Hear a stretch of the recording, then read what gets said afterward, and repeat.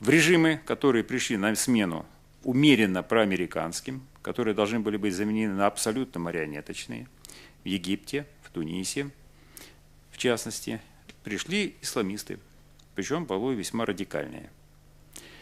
И Сирия, по сути дела, остается последней точкой в этой системе, в которой Запад имеет шансы установить свое влияние, посадить марионеточный режим. Более того, Сирия, если сумеет отстоять свою независимость, если не допустит установления там западного контроля или свержения, в принципе, этого режима, будет означать для западной цивилизации что-то типа, как Сталинград был для гитлеровской машины. То есть это будет означать заключительное поражение стратегии Запада. Признать это даже с моральной точки зрения Запад не может. Поэтому за Сирию они будут бороться. Ситуация в Сирии там такая. Значит, первое. Значит, так называемые оппозиционеры, непримиримые, себя полностью дискредитировали. Говорить о том, что есть там четко оформленные политические силы, я говорю, которые поддерживаются хоть какой-то частью населения и которые занимают непримиримую, жесткую позицию против власти, не существует. Есть штаб, который базируется в Турции, который собран из этнических сирийцев, давно порвавших отношения своей с Сирией, которые приехали туда из Англии, из Франции, из Америки. Вот такой штаб создан. Есть террористы многонациональные, начиная с Аль-Каиды и кончая мелкими частными организациями, которые формируют вот эту ударную силу незаконных вооруженных формирований. Есть незначительная часть молодежи сирийской, которая к ним примкнула в силу личных обстоятельств. Вот эта сила воюет против Сирии. С другой стороны, есть регулярные войска и основная часть населения Сирии, которая первоначально не в полной мере, безусловно, поддерживала режим Башара Асада, и даже были митинги достаточно серьезные, протестные. Однако, познакомившись с борцами за независимость, с борцами за справедливость и демократию, вся это население резко перешло на сторону Башара Асада, действующего режима. И такая же армия, которая, кстати сказать, в боях с боевиками продемонстрировала свой высокий боевой дух. По итогам наступления, масштабного наступления, стратегического наступления боевиков периода июля-августа этого года, наступление сначала захлебнулось на окраинах Алеппо и Дамаска, затем они были там разгромлены и сегодня они отброшены, отказавшись вообще от задачи решения задачи захвата этих городов. Да не только этих городов, вообще любых городов. Они пришли чисто к террористической деятельности. Таким образом, стратегия натовская, направленная на решение задачи разгрома сирийского режима силами незаконных вооруженных формирований, в целом потерпела крах. Сегодня натовцы вынуждены менять эту стратегию. Способ решения задачи Сирии у них сейчас остается только один. Это развязывание военной полномасштабной агрессии с применением регулярных войск НАТО. Вот эти последние провокации с турецкой стороны, с захватом и принудительной посадкой 2 самолетов, армянского, сирийского, обстрелы сирийской территории со стороны Турции в ответ от якобы упавших на территорию Турции минометных мин, которые могли быть выпущены и самими боевиками с провокационными целями, вот лишний раз подтверждают это.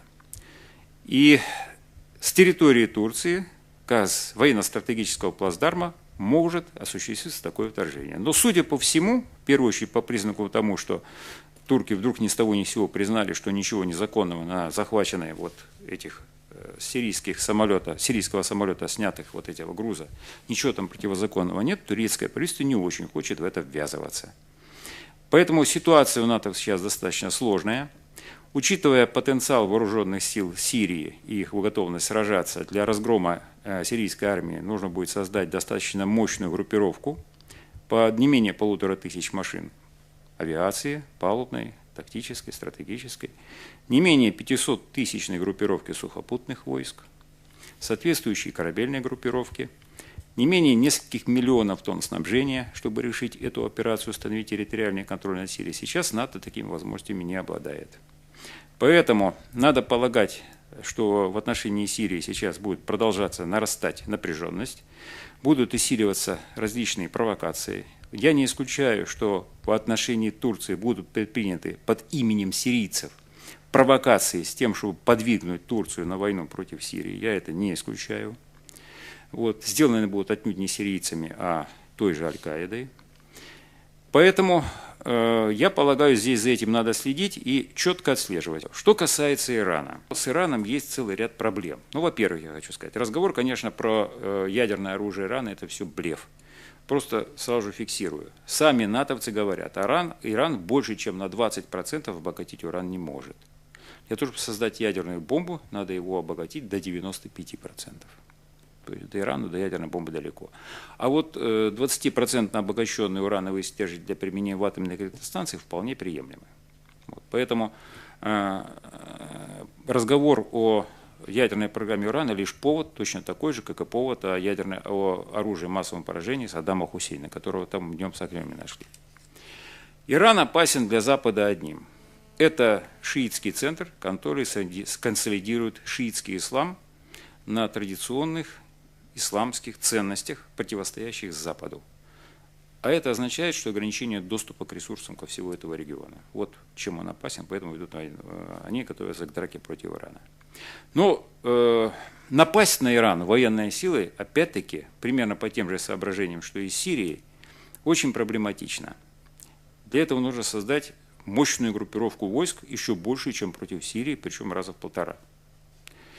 Вот. Более того, эту группировку надо где-то разместить. Нужен военно-стратегический плацдарм. Такого плацдарма сейчас вблизи Ирана не просматривается, потому что Ирак сейчас занял проиранскую позицию. Вот. Нет необходимых средств. Значит, наносить выборочные разовые удары, там, вот, типа вот как по Бенгази нанесли в 111-82 году удар, по Ирану бессмысленно. Разгромить громадный атомный комплекс Ирана, который по большей части находится в заглубленных шурфах, в горных массивах, тоже невозможно. По одной простой причине, что существующие даже самые мощные американские бетонобойные бомбы обеспечить поражение таких объектов не в состоянии. Не говорю уж про крылатых ракет, которые так пугают, но у них небольшая скорость полета, они не обеспечивают поражение таких целей.